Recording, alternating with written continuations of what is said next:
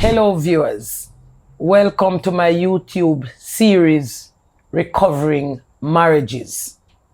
I'm your host, Apostle Jacqueline Fancita Hines, President and founder of the Charity Refuge Center Apostolic Ministries. I am a Christian counselor and also a justice of the peace of the island of Jamaica. Today we will be discussing sex in marriage. Okay? And with me on the platform is Mr. and Mrs. Carty. And Mr. and Mrs. Carty, how long have you been married for? November coming will be 1 year since we've married. Okay, so it's not a year yet. Not a year fully as it. Okay. So, Mr. and Mrs. Carty, their union is under 1 year old. They are not a year old yet. Come November this year, which is next month, they will be celebrating their first anniversary. Yes. And how excited I am to have this young couple on our show today. Okay? But first, let me introduce you to the topic. Sex is not shameful. We are discussing sex in marriage. And I will say that sex is not shameful. God created it for love, unity, and connection. Sex is God's gift to married couples. Body, soul, and spirit connection.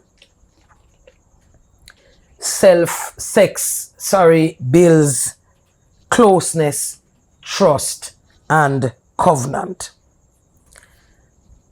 Mr. Carty, Yes. let me ask you, why is sex so important in marriage?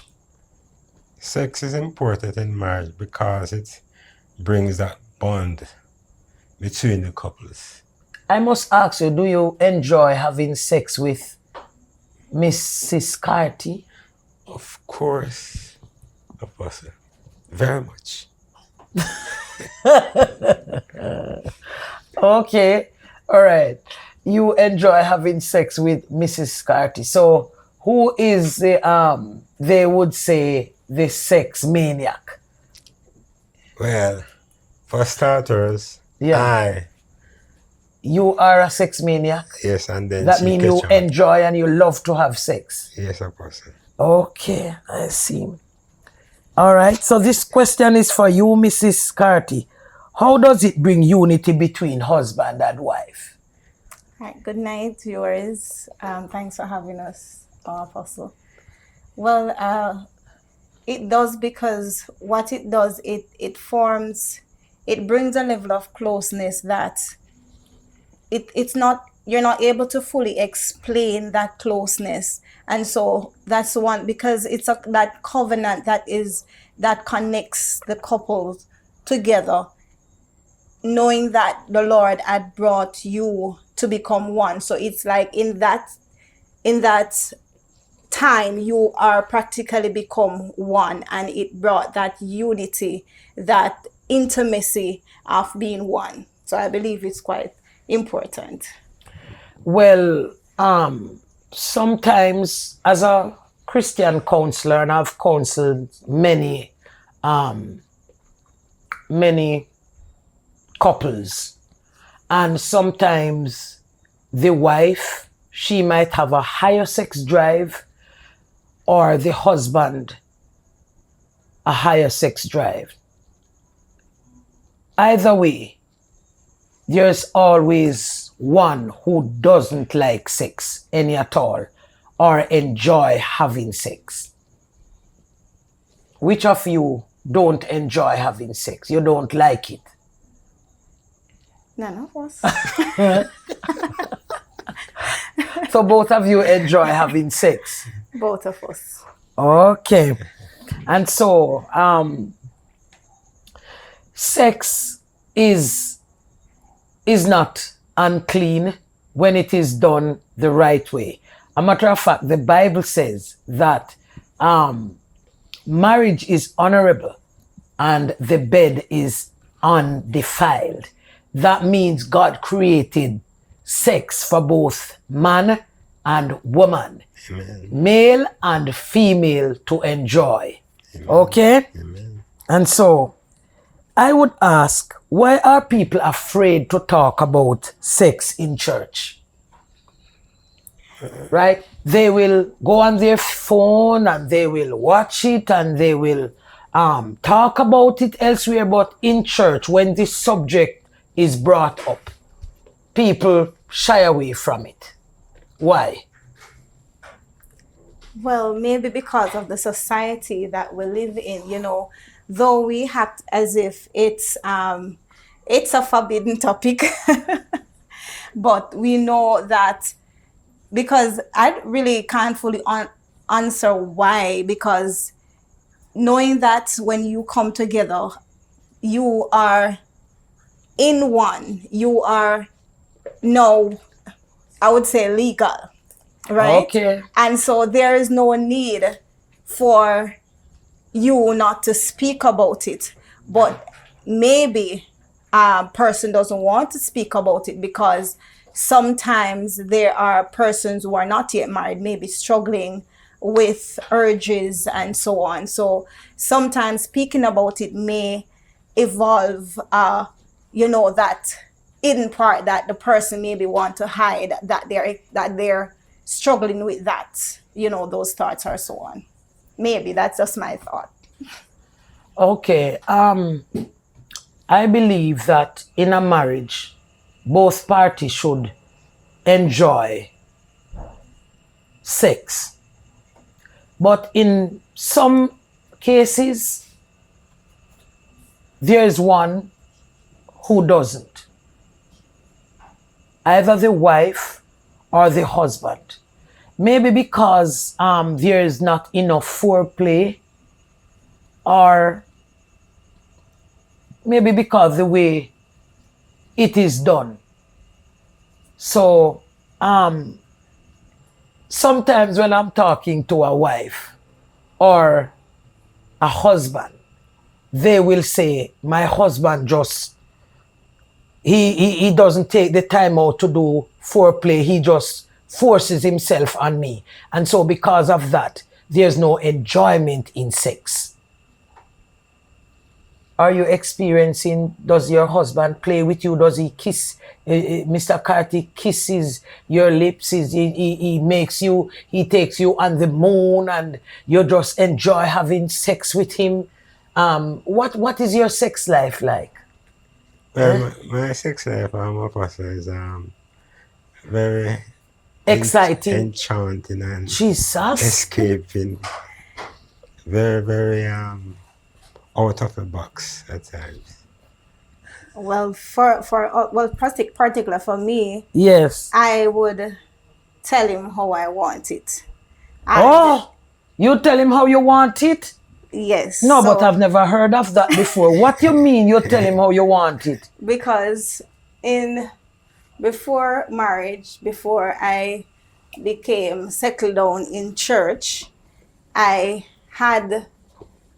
didn't let him a virgin, of course, so I knew I had experience, and it was not, they weren't good, and I wasn't being able to enjoy Oh. I would want to. So outside of marriage, you were I had sexually experience. Active, active yes, and you never did enjoy having sex during that time. during that time. So yes. tell me now, tell your viewers, what is so enjoyable?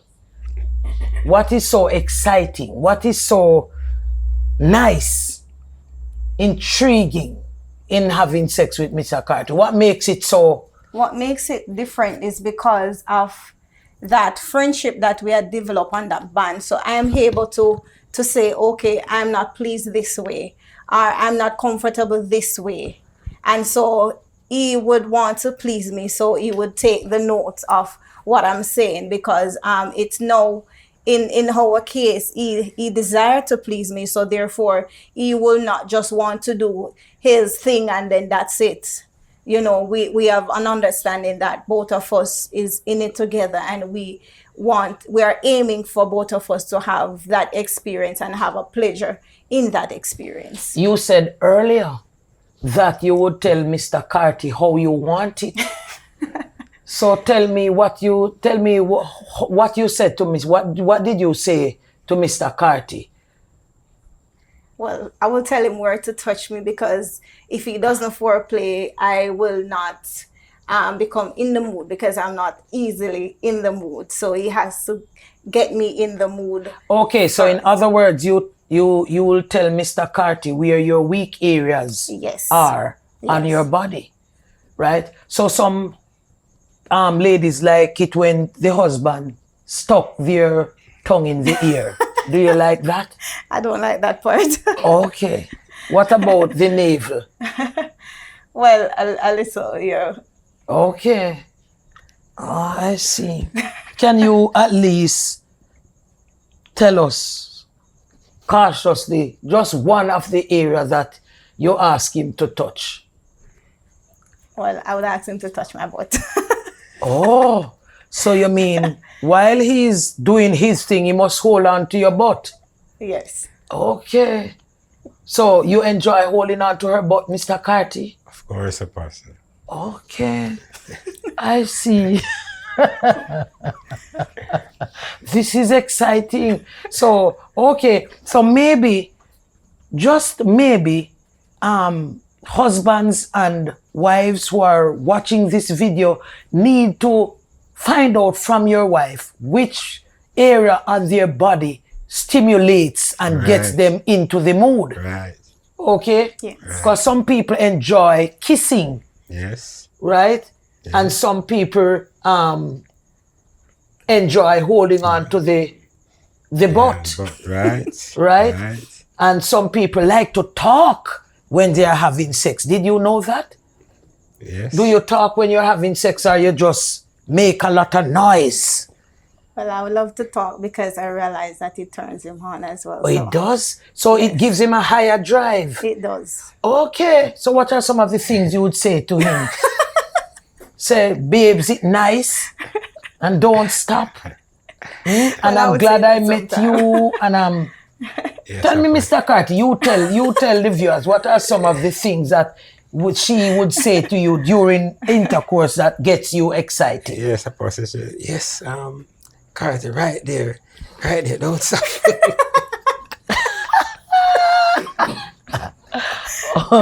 Okay. So, ladies and gentlemen, couples, foreplay is necessary during intercourse.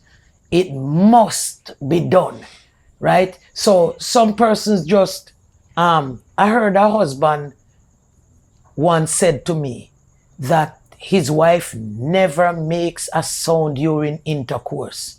I was like, seriously? Not even little groaning, nothing at all? He said, no.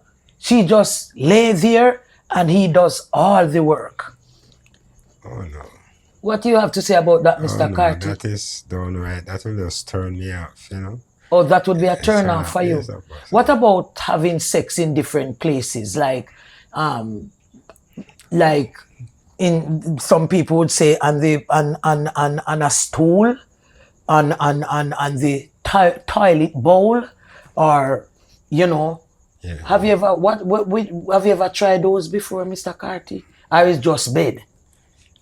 Sometimes we go on the couch. Oh, you go on the couch. And we well you say no, and do different positions. Oh. So we just don't in the same position all over. You just interchange and to make it more Exciting. right? Oh, but Mr. Carty, with all due respect, looking at you, you know, one would never imagine that you are such a. That's why they have a saying, says, silent river run very deep. Because looking at Mr. Carty, you would never know that he's a man of such substance No, and but- creativity. No, what a person, you have your wife and making love to your wife. You just having her in one position that make it sex life dull, and so you have to soup it up and fix it. You have to soup it up and fix it. So, Mrs. Carty, you love the souping up and the fixing. Well, I would say, yes, Apostle, because I would say in a marriage, yes, we are new.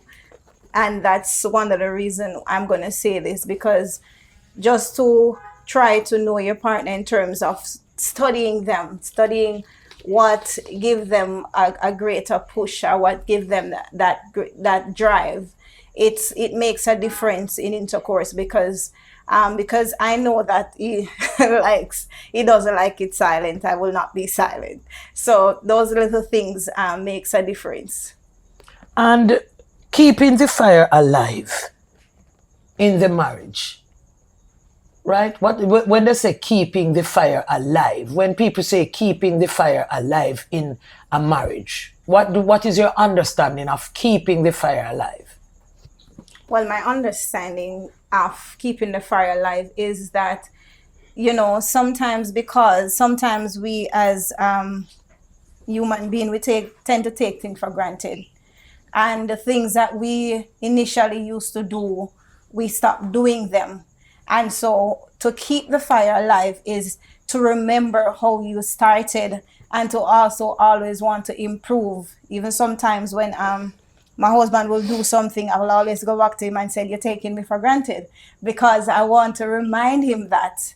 Not because, yes, we are now married and yes, you have me. That doesn't mean that you should slack off, because those are the things that dampen the fire and cause relationship to go boring and not keeping the fire alive, to say.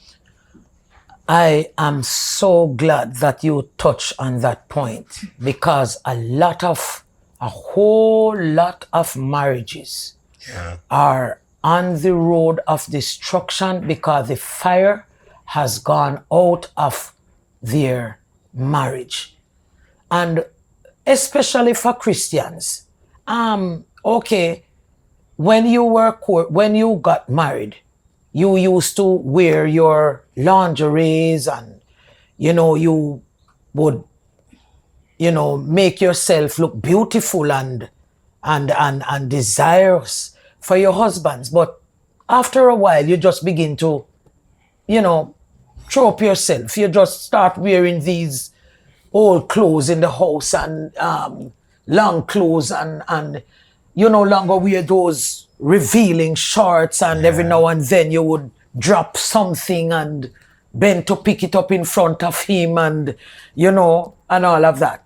And so these are some of the things that are causing the great strain and trouble in marriages, because the fire is going out, the affection, the love, and I notice you mentioned taking for granted, right? You begin to take each other for granted after 4 or 5 years of marriage, and you would go after your partner with that great passion. But then all of a sudden you just have this don't care attitude, and you are seen as a taker instead of a giver, right? And your wife or your husband no longer enjoy having sex with you, so it becomes a problem in the bedroom, and the fight is on, and because of the lack of intimacy and the lack of conversation and the lack of respect. And when you and your wife, Mr. Carty, have an argument, do you readily apologize to Mrs. Carty? First of all, it used to be a way that when she's trying to talk to me about it, I would beat around the bush. And she said, "Why are you beating around the bush?" And while I beating around the bush, little long after now, when I recognize that, I come to my sense and realize that, no, I don't feel right with it myself. So I know that I should apologize. And so after I apologize now, then she said, "You're so easy it is. The argument would have done long time if you're in the first place, you just apologize. So I know I used to know, I understand now. So, you know, before the argument got further, I said, okay, I'm sorry I'm wrong. And, you know, it make you feel better inside. And it make you gel more better in that way, knowing that you're able to come to an agreement when things like that happen. So, as Mrs. Carty told Mr. Carty, just apologize. When he beats around the bush, right, she asked him, just apologize. And for that man, that husband, or that wife who hates to apologize, I don't know if it is a thing with men. They don't like to apologize. They don't want to say, I am sorry. And that one little word makes a world of difference. Yeah. I remember someone once said to me, a man, a husband, said to me, when you're having couple sessions, please remember to tell the wives to be careful of what they say to their husbands, because sometimes they say some things out of their mouth that has, or let me say, have devastating effect on the marriage for a long time. You have an argument, or you're going to say, I am sorry the day I marry you. Yeah. And for a husband to say that to his wife, or a wife to say that to her husband, it belittles the person. Yeah. It makes them begin to think less of themselves. Yeah. It affects their ego, the man's ego. And automatically it's going to affect their sex life. Yeah. Instead of criticizing your husband, right? Compliment him. Makes him feel appreciated. Tell me some of the things that you would say to Mr. Carty that would make him feel like a real maximum man. I would say to him, you're the best man ever. And at what time would you say that? During intercourse? No, if I come home and I see him prepare dinner, I will compliment him, because I know, because in traditional home, the preparing of the meal is mainly the wives. And so when I see him do that, I will commend him, because I know that he doesn't have to do it, and he would put out himself to do it. So I have to let him feel appreciated. And I remember there was this lady at my past workplace, and her husband would do things for her. Yes. And she said that she compliments her husband. And I took that. So whenever he does something well, I will compliment him. Okay. And I know, Mrs. Carty, that your job can be very stressful because you're a registered nurse. Yes. And so most times you're on your feet for the entire day. Yes. So when you come home and Mr. Carty can take your feet, rub your butt, and even if you're not in the mood, it's going to automatically get you in the mood. It shows that her husband cares for her. Not only when he is in need of sex, he's going to show her all these affections. But outside of sex, affection is seen. Compliment is said. Right? And so it makes you feel special as a wife. It does, because for me, it's really makes a difference to know that sometimes if I come home late and he knows that I have an exhausted day, Right. he would even offer to rub my feet without even me have to ask him. And I do Wow. appreciate that, and I give God thanks because of where we are coming from. I do give God thanks. Well, I seal and cover your union in the name of Jesus. Right. So he's a romantic guy. Yes, he tries. I would say he is. Are you a romantic wife?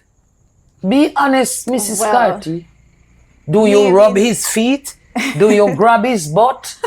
Eh? I Do wouldn't- you? in comparison to him, I wouldn't say I am. Oh, so you are the cold version of Miss. Well, in another sense.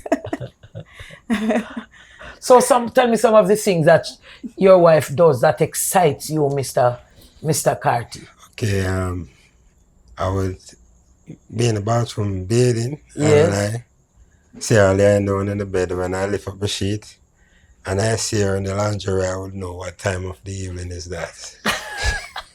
And that excites me.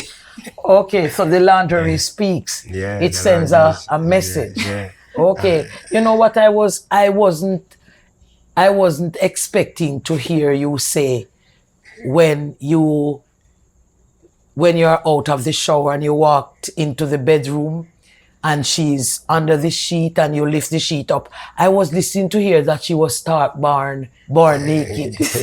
Okay. But the fact that she would put on the lingerie, because she know it tells that, you yeah. what time of the night it is. Yes. Okay. So, Mr. Carty, there are some men who are some husbands who doesn't show, they are not romantic any at all. They just grab the wife, vip, vap, voop, vap, and it's done. What advice would you give to a husband like that?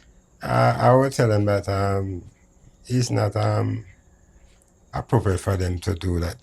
If they want to have that exciting romantic thing in their marriage, they should first, kiss her, rub her breast, kiss her breast, rub down her, That is foreplay. give her some nice foreplay and let her get in the mood, and then they'll experience a more better sex life than just jumping and just to please themselves alone. Because you can't, in a marriage like that, you cannot be able to just please yourself alone.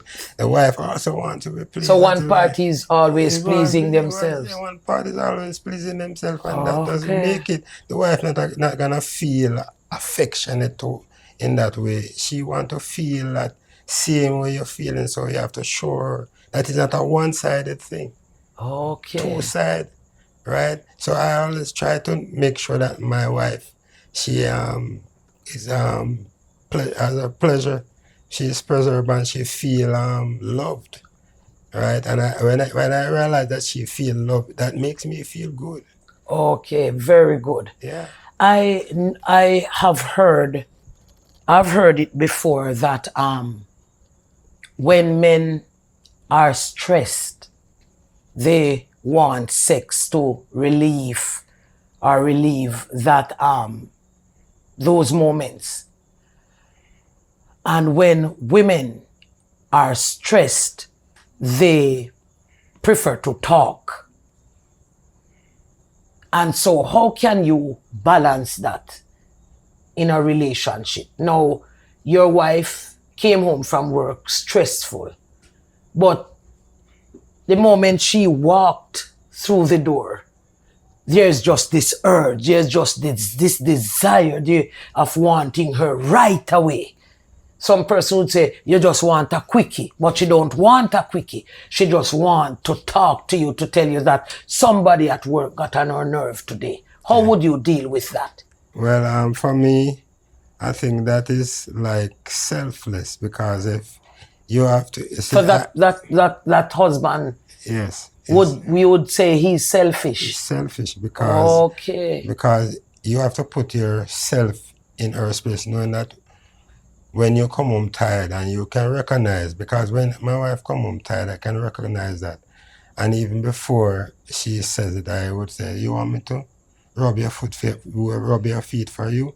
And even if I'm there, she come on and I'm there and I'm beat and tired and she say, honey, I need my feet to be rubbed now. 10, 11 o'clock, 12 o'clock. And I'm there almost feeling asleep. Oh, so you came in from work and you're extremely tired. You're deadbeat. Yes. But here she is standing on her feet all day. Yes. Right? Forgetting that you have been on your feet all day as well. Yes. But she needs some comfort. And she right. says to you, honey, can you rub my feet? You put your own feeling aside and how I feel aside. Because sometimes you're there as a man and I feel, boy, I can't bother because I feel tired. But you have to recognize that in marriage, it's not about you, it's about both of you. So and it's about compromising. So right. I get up and I just do it for her. Okay. All right. And so how it makes you feel special. It makes you feel loved. And when he does that, then you will never and you will not withhold sex from him. No. That's absolutely true. And some persons who are watching will say, well, it's because your marriage is young, but wait until you reach 5. It should not be like that. It shouldn't be so. Right? Remember that you are one body.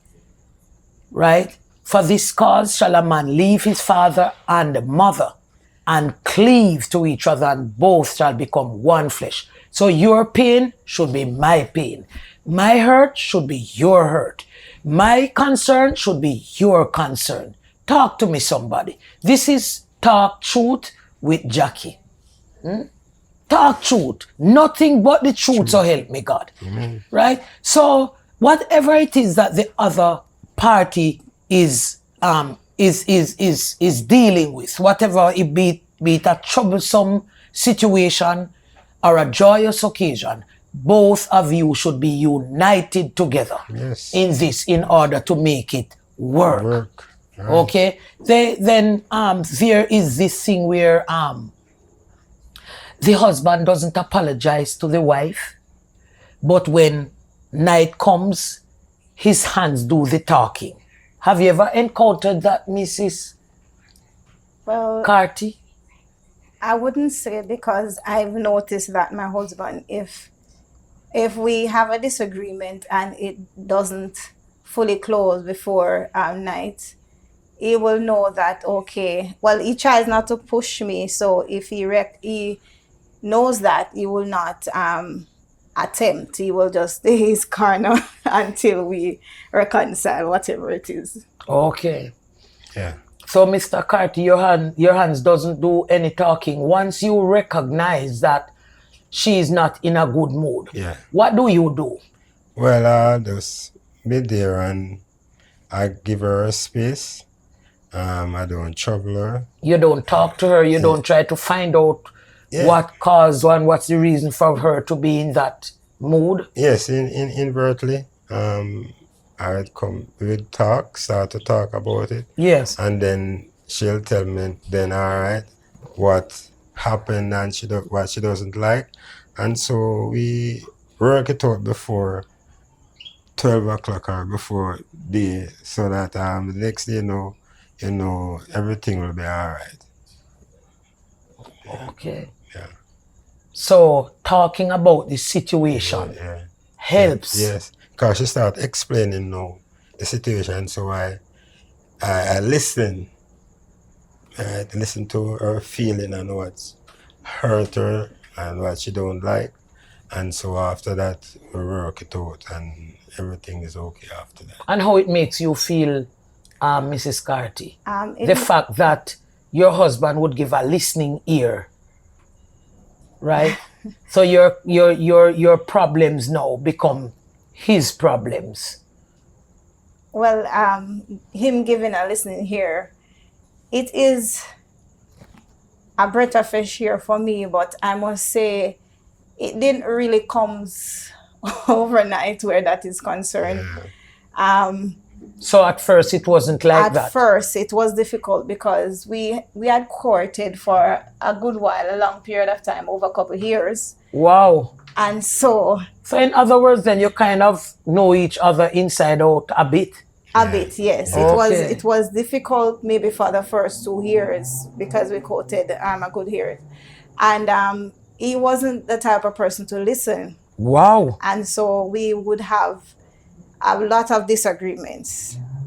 But I remember one day that my apostle, she always counsels us to do the right thing, as at the time we were engaged, to do the right thing. And I try to, because what I realized that as wives, if we, well, I wasn't married at the time, but as females, if we push, the men doesn't like to be pushed, and that's one of the things that I recognize.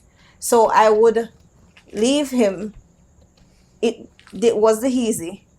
I would try not to push him to speak if he doesn't want to speak, but I would try to not to hold any grudge, but to do what I would normally do. So if I used to give him a cup of water, I give him the same cup of water. I don't put down the water one side for him to take it up, just to give an example. So with that over time, and then I realized that when we got married, because we've been together for so long, he now starting to realize that it's very beneficial for him to listen and for us to, gel together.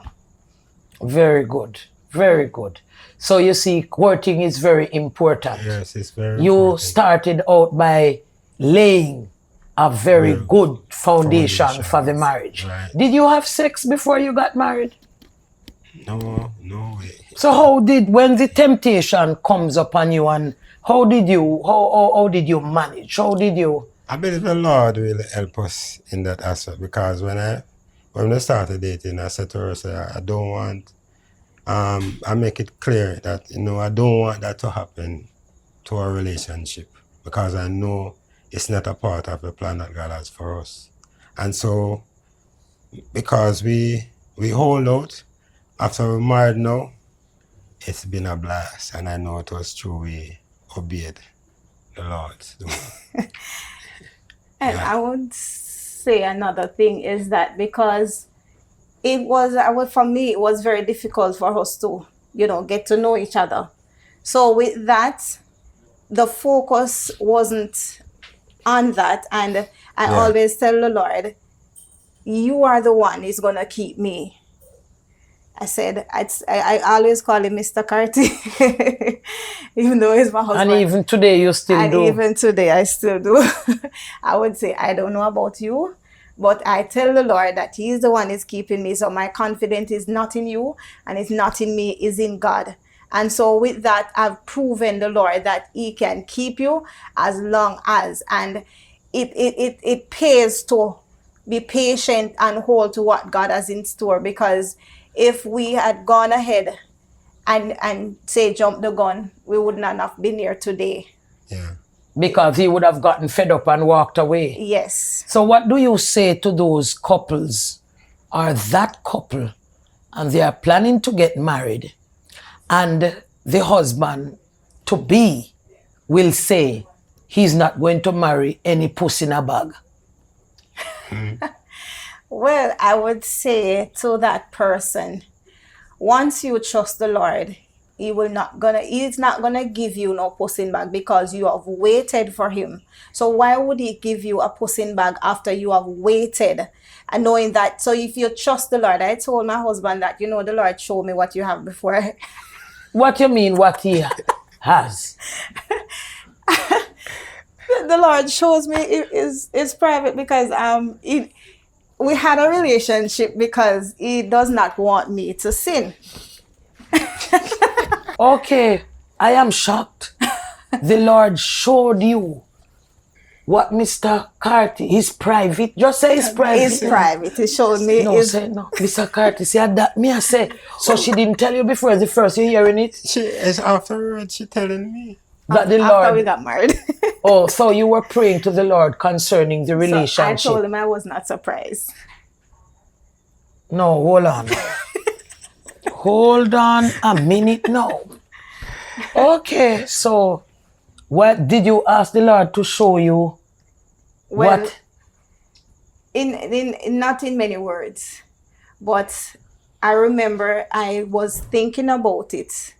And you know, the Bible says even their thoughts, you know, is if a man look at a woman, you know, just the thought, it is a sin. And though that has caused a breach in my relationship with the Lord, and I didn't recognize that I've sinned because I was saying to myself, you know, we had never lied together.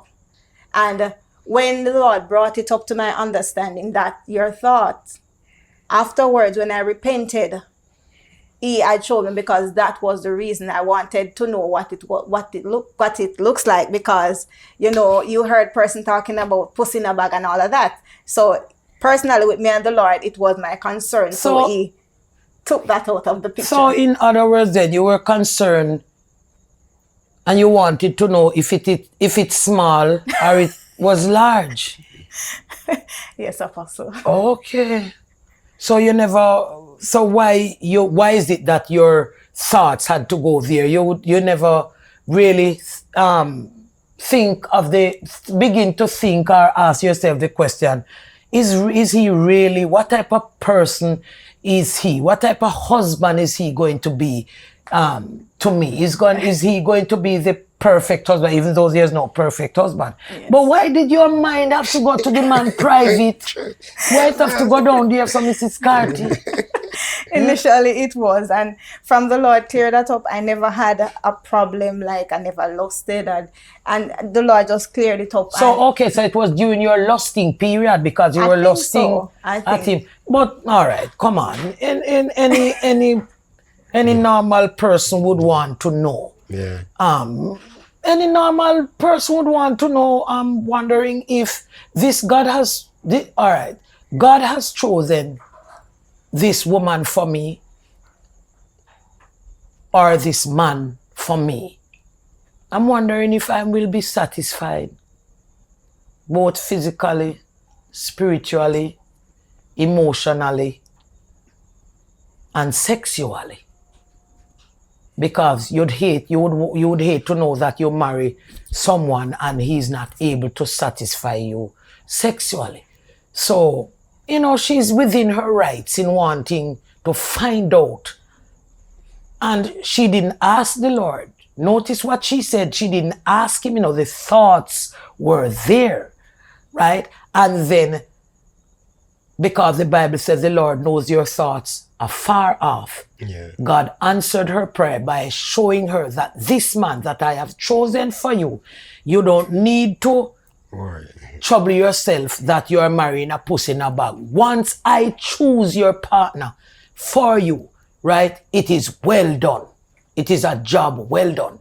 And just as the Lord showed her that he's able to satisfy her with whatever tool that he has, right, she was contented. Then after the marriage now, and it proved to be true, because she saw it and you loved it. Well, I was satisfied at the time just to have an understanding of the picture. But you know, in marriage, no, I prove that, you know, once God has done something for you, it's complete, and you don't have to worry about it, because he knows exactly. Remember, he's the one that creates you, so he knows everything about your body more than how you know yourself. And so in marriage, I began to you know, prove what it was all about. And I would like to say how important it is to allow the Lord to choose your partner. Yeah. Very, very important that you let God be a part of your choice. And most times people end up disappointed because you have Christian women and you have Christian men who just choose by eyesight because of looks, because of education or status, and became disappointed because they did not allow the Lord to choose their spouse for them. And I know that there must have been some doubts because of the length of time that you both had to wait for each other. I remember, and saying this, I remember there was a couple and they were courting. They weren't married yet. And prophecy came that they should wait.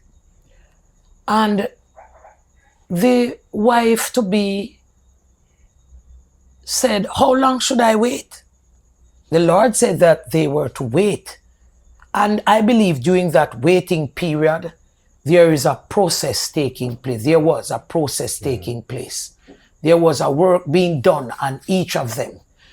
And her words were, how long should I wait? And she went ahead and got married without waiting on the Lord. And today they are apart. And the husband has backslidden. The marriage did not last. Because during the waiting process, right, there are some things that you're getting to know each other, right? The Lord is doing a work on both of you, right? Where chances are the wife is not submissive. So he's going to put you in a situation where you have to learn submissiveness. Because nowadays, the wives are dominating the marriages. And I have to say that you need to allow the men or the husbands to have their part. In the marriage, they are the head. The Bible says the husband is the head of the wife, and Christ is the head of the husband.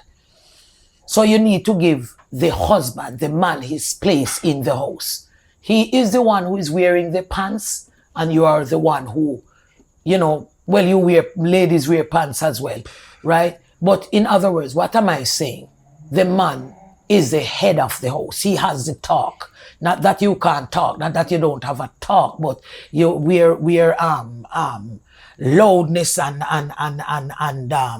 disrespect and if the husband doesn't give in to your desires, well, you know what happens later, right? Yeah. So in the Christian arena, these are some of the things that are destroying the marriages. If your wife doesn't get what she wants, she rules the man. She's in control of the husband. It shouldn't be. This is not how God ordained it to be. The Bible says that wives must be submissive to their own husbands as unto the Lord. And husbands are to love their wives as Christ loved the church and gave himself for it.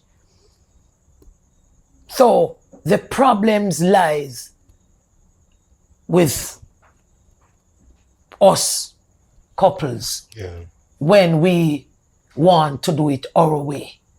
Yes. And I am concerned, Mr. and Mrs. Carty. Yes.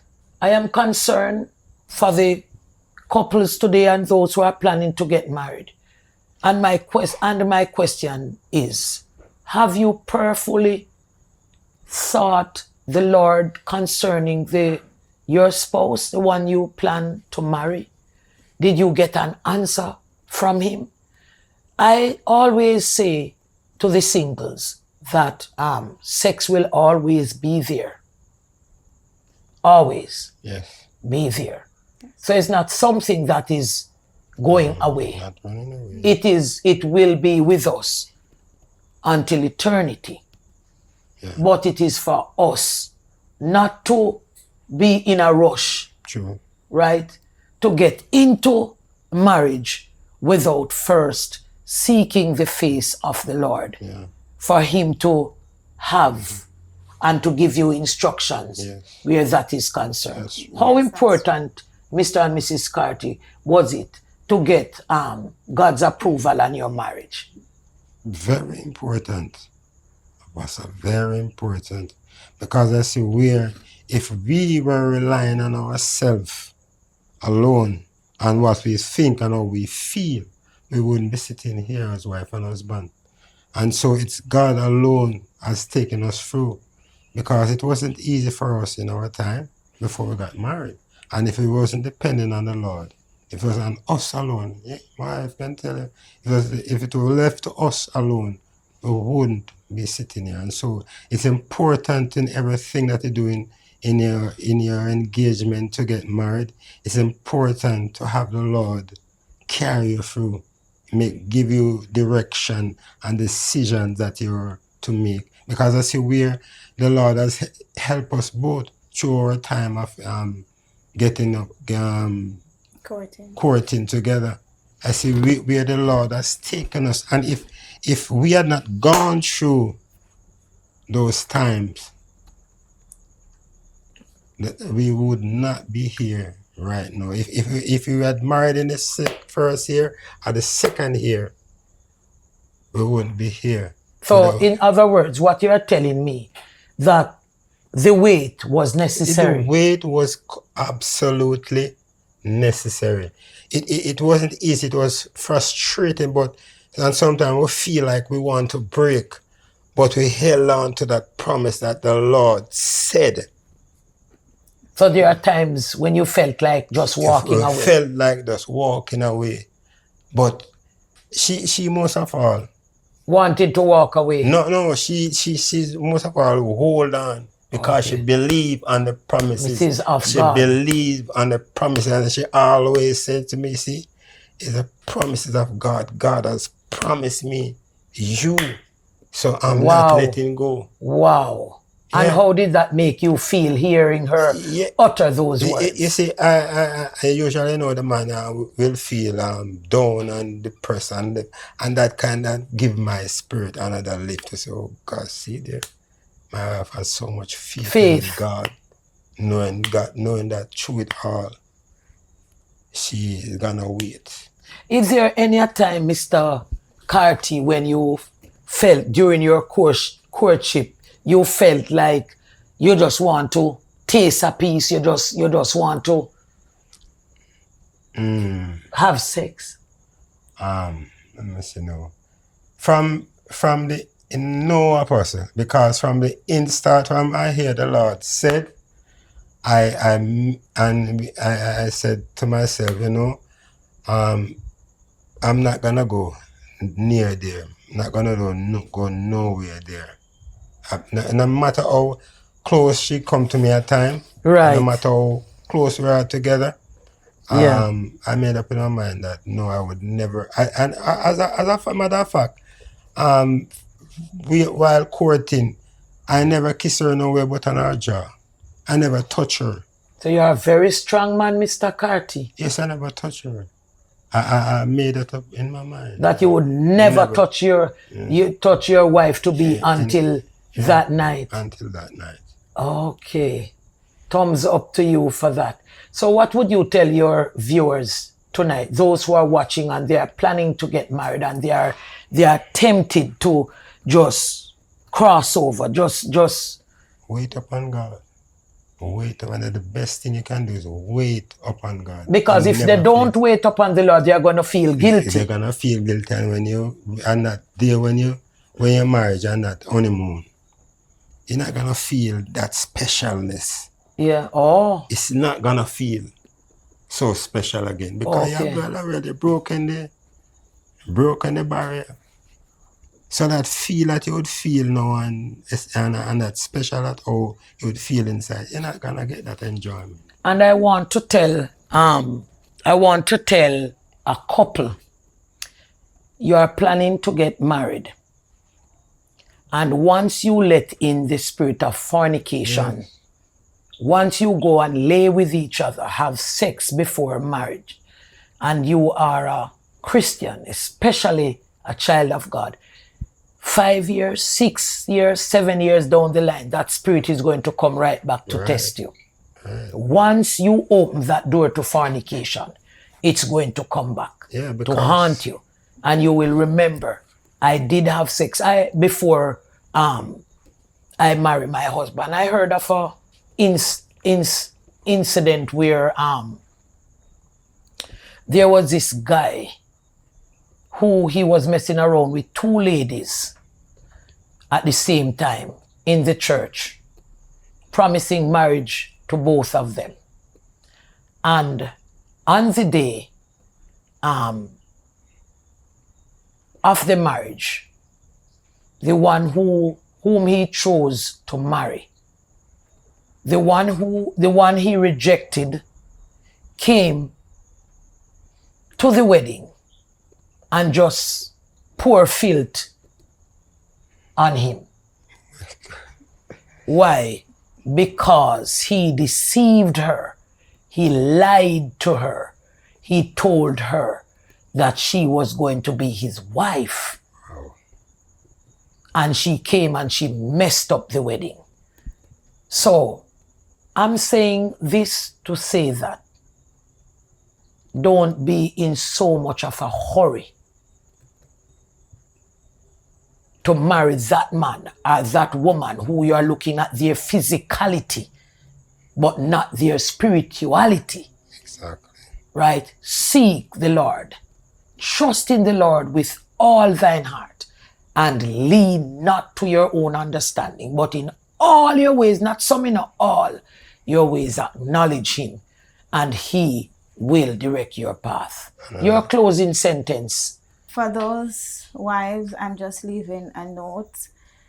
If you are practicing to withhold yourself from your husband, it is a very dangerous thing to do, because you will now open the door for, different spirit to come in, and that spirit will eventually lead to separation. So you don't want to have your husband desiring you and you not meeting his need, because you, in spite of what may happen, right, in spite of the disagreement, is not for you to withhold, because you would not want to withhold and then he find himself, because the enemy is out there, especially for Christian couples, wives. The enemy is out there just listeningly waiting for that moment to send another person to come along. And what is happening in our society these days, the ladies are quite revealing, and it doesn't have to do anything these days, because now females are now looking, and they latch on easily to married men. And so you don't want to do that, in spite of the pain of bitterness, because sometimes they might not apologize for something that they have done. But as long as you take it to the Lord and allow God to deal with him as well as dealing with you, it will work out. So that's my closing remark. Very good, Mrs. Carty. And in my closing remarks tonight, please don't forget to share, like, and subscribe, and leave your comment. My closing remarks. Marriage is holy. Marriage is holy, and intimacy is a blessing when God is at the center. Let love, let respect, and open hearts guide every part of your relationship. Proverbs 5:18-19. God bless you. And as I always say, a family that prays together stays together. Until next time, when we will be discussing unequally yoked. People who are getting married and they are unequally yoked, and the damaging effect that it will have in the life of your marriage. Until then, God bless you.